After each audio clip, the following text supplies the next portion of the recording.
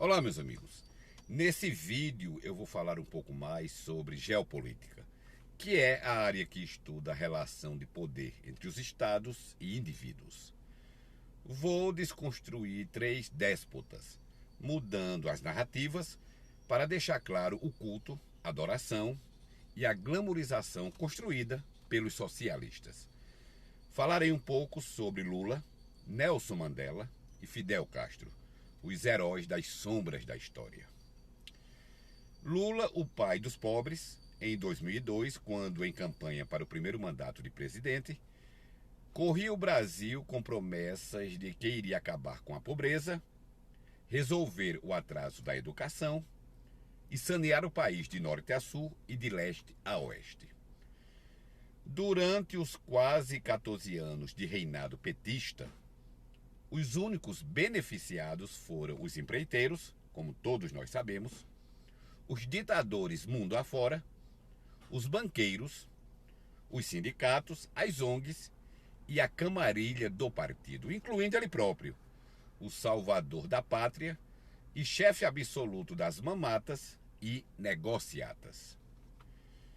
O Brasil perdeu, ao longo desse nefasto reinado, 11 posições no ranking mundial de qualidade de educação e subiu de 49% para 51% as cidades sem cobertura de saneamento básico.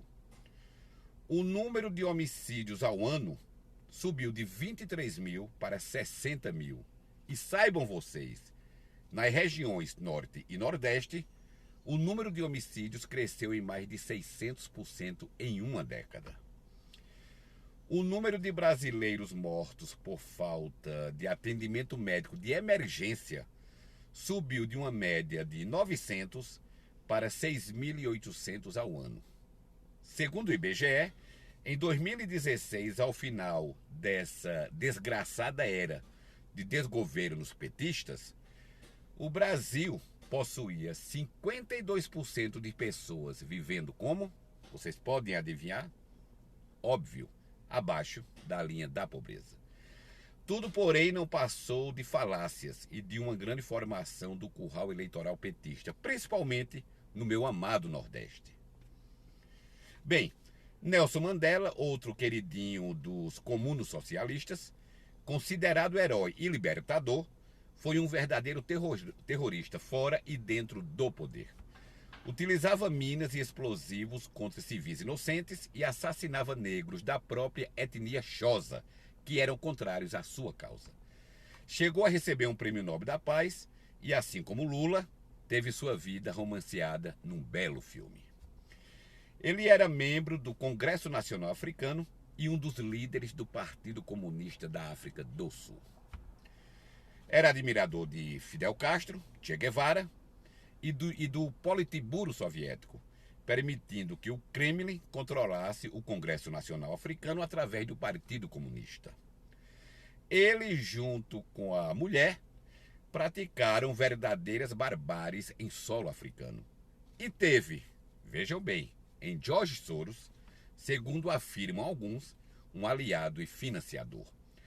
3 sul-africanos que conheci aqui nos Estados Unidos confirmaram essas informações e muito mais.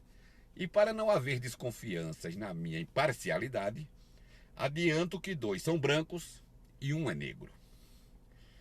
Fidel Castro, ditador sanguinário, em janeiro de 1959 desceu a Sierra Maestra em Cuba, acompanhado de Che Guevara, seu irmão Raul Castro e mais um punhado de guerrilheiros, e foi em direção a Havana para depor Fulgêncio Batista.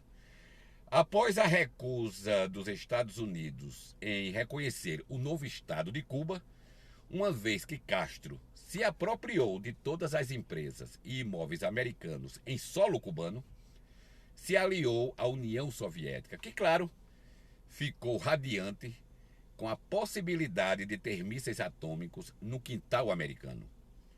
O que viria a desencadear alguns anos depois, em outubro de 1962, a temível crise dos mísseis. Castro foi responsável por mais de 100 mil fuzilamentos e estabilizou a economia graças ao açúcar que era vendido à União Soviética supervalorizado.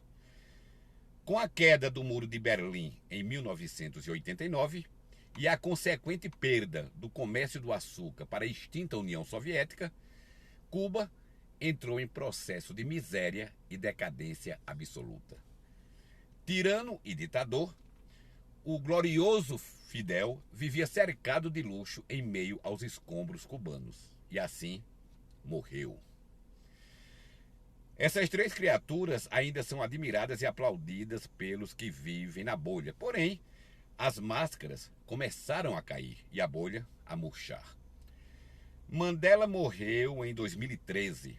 O guerrilheiro Fidel Castro morreu em 2016. E Lula agoniza no ostracismo político, traído pelos próprios camaradas e vendo ruir o seu império de corrupção e de mentiras.